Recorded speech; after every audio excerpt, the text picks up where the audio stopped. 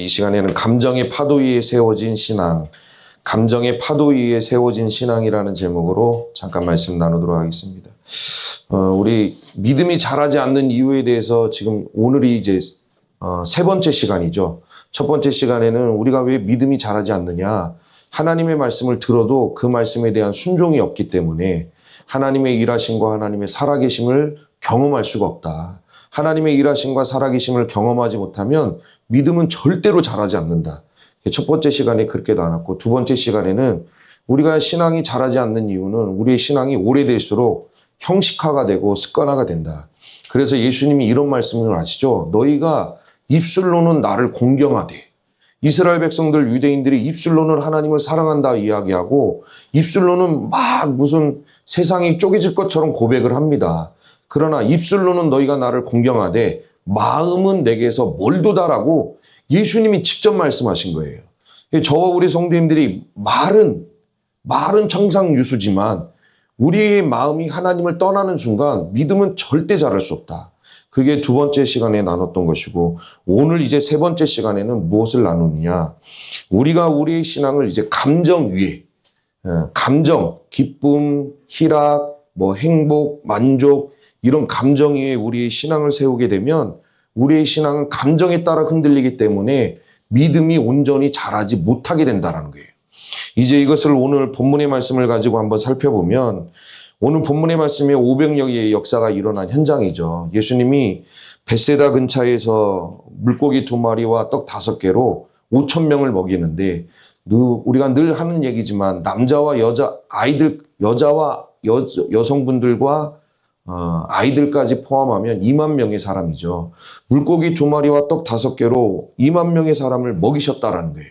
그렇게 먹이신 이후에 예수님이 어떻게 하시냐면 제자들을 재촉하사 반대쪽으로 넘어가게 하셨다는 거예요. 오병이어의 역사의 현장에 반대쪽으로 막 제자들을 재촉해서 넘어가게 하셨다는 거죠. 그런데 여기서 재촉해서 넘어가게 하셨다라고 이야기를 할 때, 여기서 재촉하다라는 것은 강권하여 억지로 보낸 거예요. 그러니까 제자들이 갈 마음이 없어도 그 현장 분위기를 더 누리고 싶은 마음이 있어도 예수님이 그냥 내버려 두지 아니하시고 제자들을 막 재촉한 거예요. 빨리 넘어가. 얼른 저 반대쪽으로 넘어가라. 재촉하셨다는 거죠. 그래서 제자들이 미적미적하면서 배를 타고 넘어가요. 그런데 배를 타고 넘어갈 때 어떤 일이 일어납니까? 24절에 보니까 배가 이미 육지에서 수리라 떠나서 바람이 거스름으로 물결로 말미암아 고난을 당하더라. 예수님이 억지로 보내서 제자들이 배를 타고 반대쪽으로 넘어가고 있는데 거기서 광풍을 만나게 됐다는 거예요. 거센 바람을 만나게 됐다는 거죠. 그 바람으로 인하여 성경은 뭐라고 표현합니까? 고난을 당하더라. 예수님이 가라고 해서 간 건데 제자들이 고난을 당했다라는 거예요. 그런데 여기서 고난을 당했다라는 것은 단지 막 이렇게 바람이 불어서 노를 젓는데 힘들었다, 그 정도 수준을 이야기하는 게 아니라, 원어로 접근을 하면 고난을 당했다라는 것은 진짜인지 시험하다, 시금석 위에 올려놓고 이 제자들의 믿음이 진짜인지 시험하다라는 뜻이 있어요. 그 고난을 당하더라. 그러니까 이게 연결해서 살펴보면 뭡니까? 예수님이 제자들을 억지로 보내서 제자들을 시금석 위에 올려놓고 시험한 거예요. 안 가겠다라는 제자들을 억지로 보낸 거예요. 억지로 보내서 그들의 믿음이 진짜인지를 시험해봤다라는 거죠. 그러면 도대체 예수님이 이렇게 하신 이유가 뭐냐? 굳이 이렇게 오병이어 현장에서 제자들을 가기 싫다는데 어거지로 보내서 믿음의 테스트 현장으로 보내신 이유가 뭐냐라고 살펴봤을 때 간단하죠. 이유는 오병이어의 역사가 일어난 현장에서는 이 제자들이 영적 흥분을 일으킬 만한 소지가 농후하다는 거죠. 맞죠? 세상에 물고기 2마리와 떡 5개로, 물론 성경의 기록대로 남자만 5,000명을 먹이셨다고 하는데, 그렇게 했다 하더라도 물고기 2마리와 떡 5개로 5,000명을 먹인 사람이 세상에 어디 있습니까? 전무후무한 기적의 역사죠. 그러면 제자들이 그걸 받아들일 때 이건 흥분의 도가니예요. 거기 현장에 있던 사람들도 보통이 아니죠. 물고기 2마리와 떡 5개로 먹였으니 이게 그 현장에 있는 사람들이 와, 이게 도대체 무슨 일이냐. 세상에 이런 일이 없었다. 저와 우리 성도님들도 와서 앉으세요. 저와 우리 성도님들도 우리가 성경을 가지고 야 예수님이 물고기 2마리와 떡 5개로 5,000명을 먹이셨대. 여자와 아이들까지 포함하면 2만 명을 먹이셨대. 우리가 성경을 보고 있으니까 아멘 하는 거지. 이게 다른 사람이 그렇게 했거나 다른 책에 그렇게 기록되어 있으면 믿을 사람 있겠습니까? 없어요. 이거는 말도 안 되는 일이죠. 근데 예수님이 그걸 한 거예요. 현장에서 사람들이 봤고 그래서 현장 분위기가 와 이건 대단하다. 그래서 예수님을 어떻게 합니까? 임금으로 세우려고 하는 막 분위기였다는 거예요. 야 이런 분이 우리의 임금이 돼야지. 이런 분이 우리의 왕이 돼야지. 그런 막 영적으로 흥분을 일으킬 만한 상황이었다는 거예요. 그러면 제자들이 그런 상황에서 느끼는 감정이 뭡니까? 어깨가 으쓱으쓱한 거죠. 우리가 국뽕이라는 표현을 쓰죠. 국뽕. 우리나라가 막 뭐를 잘했대 유튜브에서 우리나라가 뭔가를 잘한 걸 보면 우리 어깨가 막 자연스럽게 올라가잖아요. 그런 걸 국뽕이라고 하는데 이런 분위기 속에서는 제자들이 어깨가 으쓱거릴 수밖에 없다. 우리가 모시고 있는 스승이 이런 기적을 일으키고 사람들이 막 환호하면서 우리의 스승을 왕으로 임금으로 세운다고 하는 분위기에서는 제자들이 어깨가 막 으쓱으쓱 될 수밖에 없는데 중요한 것은 이렇게 영적 흥분이 일어나는 상황 속에서 어떤 감정을 자극하는 상황 속에서는 믿음이 온전히 세워질 수 없다라는 거예요. 예수님은 그걸 보신 거죠. 이렇게 막 우리도 막 뭐 흥분하다 보면 와 우리 할 수 있어 막 뭔가를 막 자신감이 생기고 막 그러죠. 그런 흥분된 감정, 그런 흥분 속에서 일어나는 인간의 열정은 온전한 믿음이 될 수 없다라는 걸 예수님은 보신 거예요. 그래서 그 오병이어의 형적, 흥분의 도가니 속에서 일부러 제자들을 뽑아내신 거예요. 거기에 두지 아니하시고. 그리고 어디로 밀어 넣으십니까? 고난의 현장 가운데 밀어 넣으셔요. 왜요? 저와 우리 성도님들, 사람의 믿음은 영적 흥분 속에서 자라는 게 아니에요. 저와 우리 성도님들의 믿음은 어디서 자라는 겁니까? 어려움 속에서 자라는 거예요. 고난의 현장 속에서 거기서 한 번 더 하나님의 이름을 부르짖고 거기서 한 번 더 하나님 도와달라고 살려달라고 외치는 것이고 그런 현장 속에서 우리의 믿음이 자라는 거지 우리가 살아가면서 막 기뻐요. 막 돈을 많이 벌어서 기쁘고 뭐를 해서 막 기뻐. 그런 현장 속에서 믿음이 자라는 거 봤습니까? 아니 하나님 땡큐 할 수는 있어요. 하나님 감사합니다라고 얘기할 수 있지만 신앙은 자라지 않는다. 신앙은 고난의 현장 속에서 자라는 거다.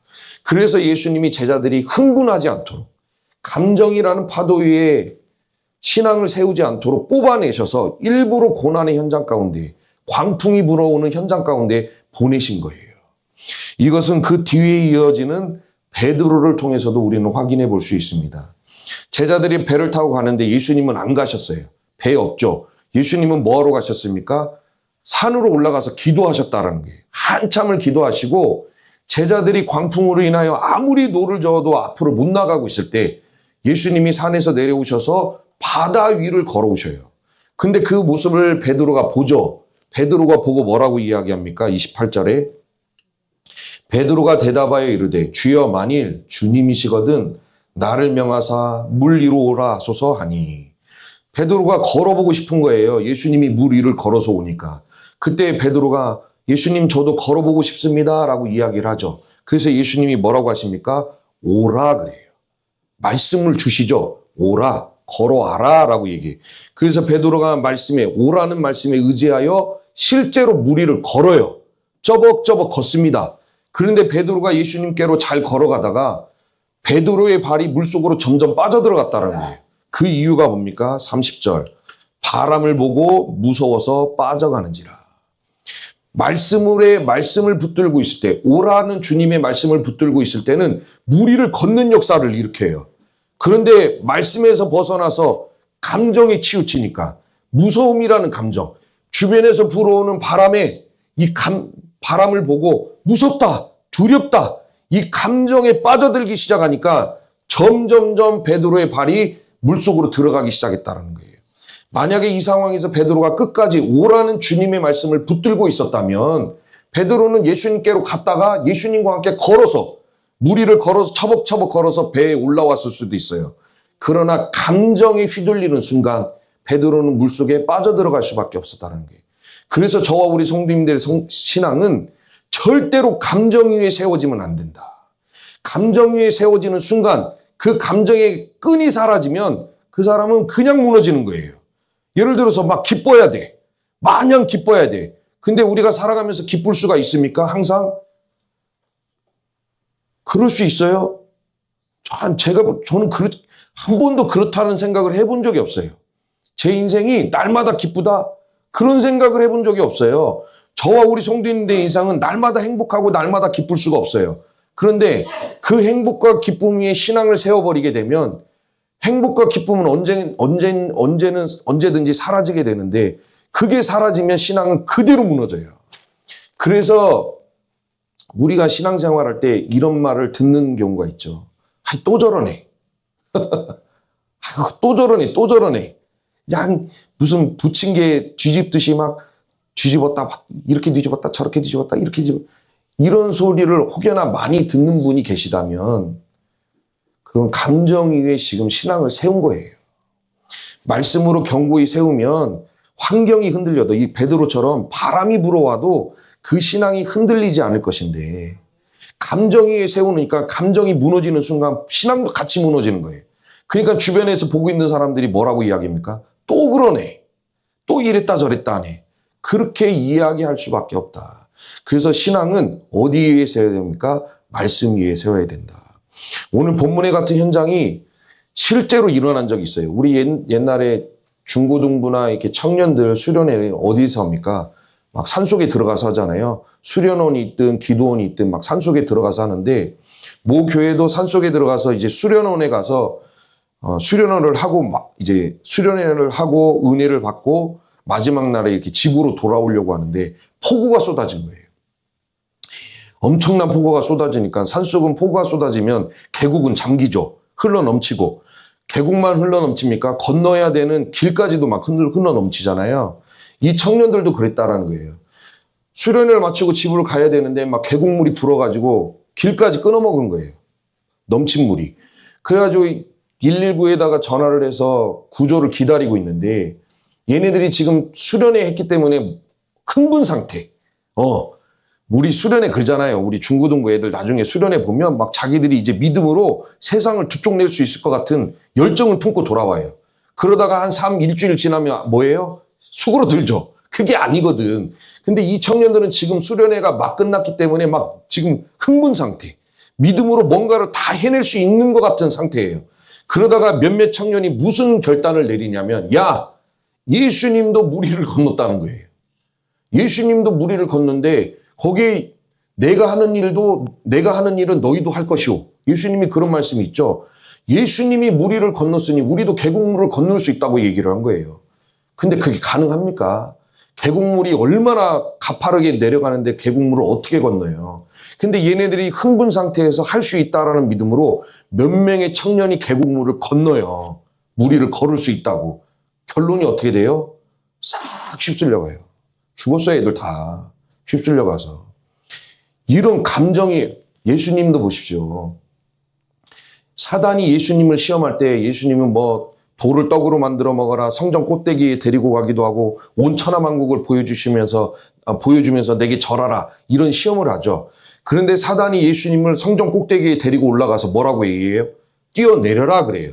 만약에 네가 뛰어내리면 너는 하나님의 아들이기 때문에 천사들이 너를 사뿐히 받아서 너의 발이 돌에 부딪히지 않게 한다. 너는 몸이 상하지 않는다. 뛰어내려라 라고 시험을 해요. 그때 예수님이 뭐라고 하셔요? 나는 하나님의 아들이니까 뛰어내리지 하고 뛰어내립니까? 그러지 않았다는 거예요. 뭐라고 해요? 주 너의 하나님을 시험하지 말라 그래요. 하나님을 시험하면 안 돼요. 근데 우리가 감정이라는 신앙 위에 흥분되면 막 하나님을 시험하려고 해요. 이것도 해보고 저것도 해보고 그러지 않아요. 예수님도 감정에 휘둘려서 하나님을 시험하지 않았다는 거예요. 만약에 이 청년들이 한 발, 두 발이라도 무리를 걸었다면 이 청년들은 아마 더 흥분했을 것이고 거기에서 헤어나오질 못해요. 그래서 얘네들은 여름만 되면 어떻게 합니까? 만약에 한두 발이라도 무리를 걸었다면 여름만 되면 어디 가요? 계곡 가요. 바다 가든가. 왜요? 또 하려고. 내가 그때 느낌인지 뭔지 모르겠지만 계곡물을 한 발, 두 발 걸었어. 이번에도 될 거야. 그래서 막 바다 계곡 찾아가가지고 자기들끼리 손잡고 기도하죠. 하나님, 우리가 그때 물을 건넜으니 이번에도 물을 건너게 해주세요. 건너집니까? 안 건너져요. 거기에 감정 위에 신앙이 사로잡히게 되면 거기에 묶여. 항상 그게 반복돼야 얘네들은 기쁜 거예요. 무리를 항상 걸어야 기쁜 거야. 그러나 저와 우리 성도님들의 신앙은 절대 그럴 수 없다. 저와 우리 성도님들의 신앙은 감정이라는 파도 위에 세워서는 안 된다. 엘리야도 보십시오. 450명과 싸워가지고 얼마나 기쁩니까? 자기 혼자 450명의 바알 선지자와 싸워서 이겼어요. 그럼 영적 흥분이 막 올라오죠. 기쁨이 막 올라와요. 그런데 엘리야 선지자가 얼마 못 가서 확 꼬꾸라져요. 아이고 나 죽겠네 하고 하나님 나 좀 죽여주세요. 막 이렇게 확 꼬꾸라졌다는 거예요. 그 이유가 뭡니까? 열왕기상 19장 2절에 보면 이세벨이 사신을 엘리야에게 보내어 이르되 내가 내일 이맘때에는 반드시 내 생명을 저 사람들 중 한 사람의 생명과 같게 하리라. 그렇게 하지 아니하면 신들이 내게 벌 위에 벌을 내림이 마땅하니라 한지라. 막 450명과 싸워가지고 지금 좋아가지고 막 팡팡 뜨고 있는데 아합왕의 이세벨이 여왕이 와서 뭐라고 얘기합니까? 너 내 선지자, 내가 데리고 있는 450명의 선지자 네가 죽였지. 너도 내일 그들처럼 죽을 거다라고 얘기해요. 그렇게 어떻게 돼요? 기쁨이 탁 끊어진 거야. 450명을 이겼던 기쁨이 계속 유지가 돼야 되는데 이 말을 듣는 순간 기쁨이 딱 끊어진 거예요. 그러니까 어떻게 돼요? 확 꼬꾸러진다. 감정 위에 믿음을 세우면 이렇게 되는 거예요. 확 꼬꾸러져요. 기쁨과 행복이 끊어지는 순간 믿음이 꺾일 수밖에 없다. 여러분 보십시오. 아까도 말씀을 드렸지만 저와 우리 성도님들이 걸어가는 믿음의 여정은 항상 기쁠 수가 없어요.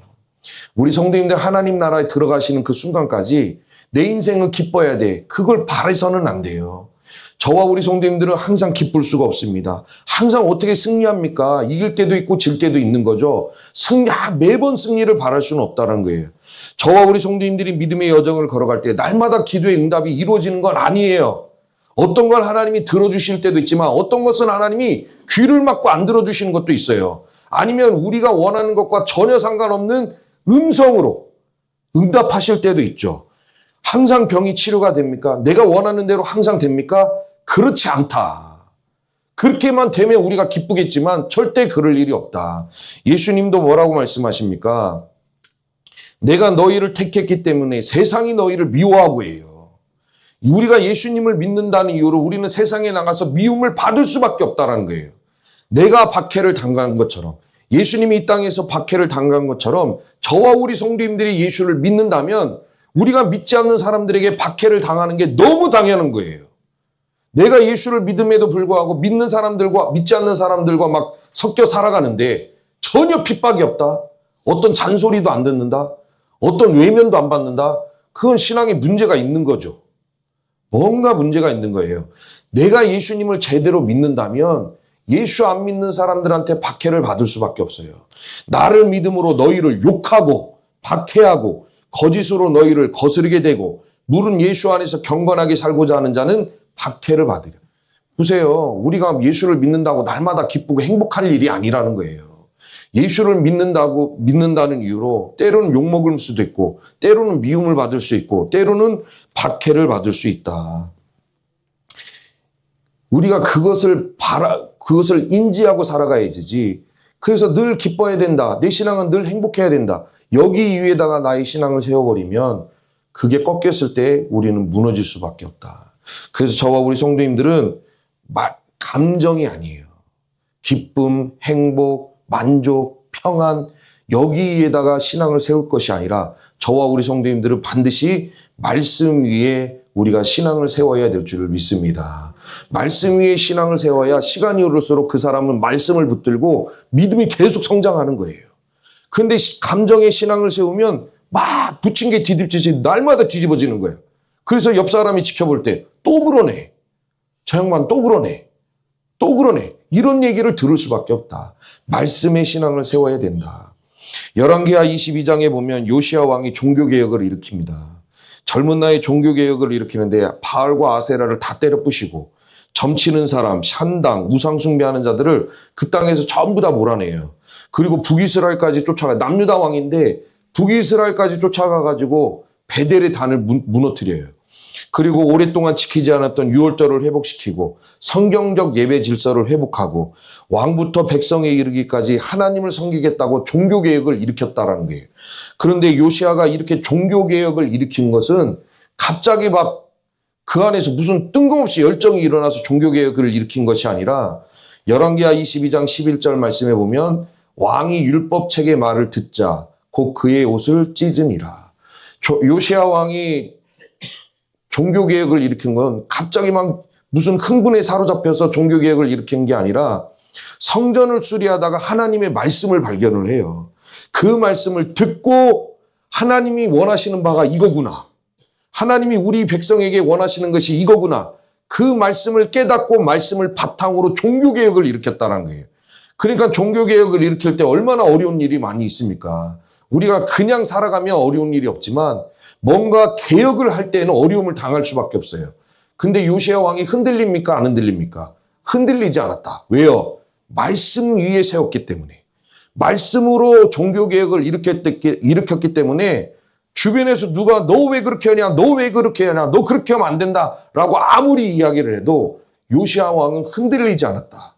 끝까지 하나님의 말씀을 완성할 수 있었다. 말씀 위에 신앙을 세울 때만 이게 가능하다는 거예요. 한 가지 더 예만 드리면 짐 엘리엇이라는 선교사가 4명의 동료들과 함께 아우카족이라는 이 부족이 있었는데 사람과의 아직 접촉이 이루어지지 않은 부족이에요.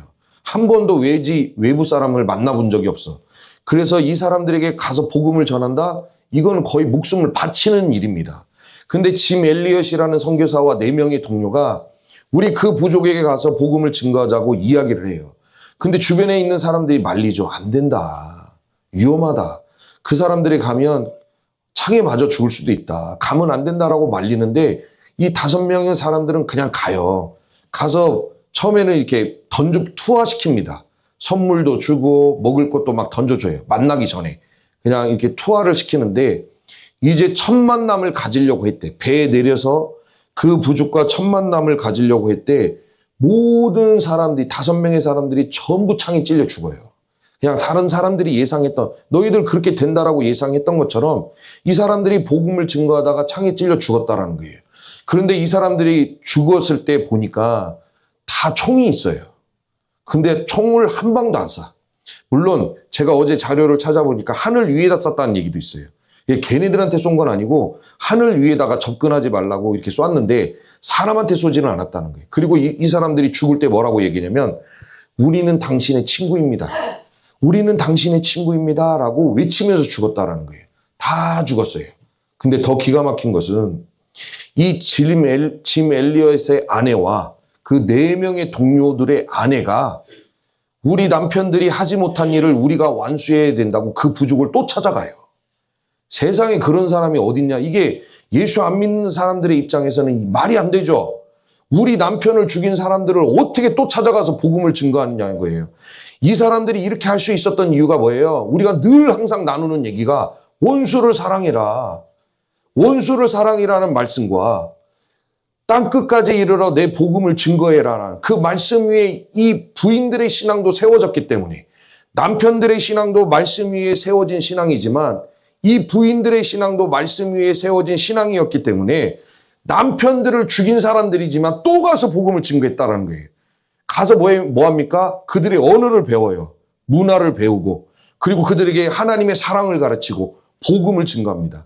그렇게 했을 때 그 부족의 지도자들이 예수를 믿고 남편들을 죽인 범인들이 예수를 믿고 그 부족의 거의 전체가 100%는 아닌데 거의 전체가 예수를 믿고 교회가 세워지고 남편을 죽인 사람들 중에는 목사도 나와요.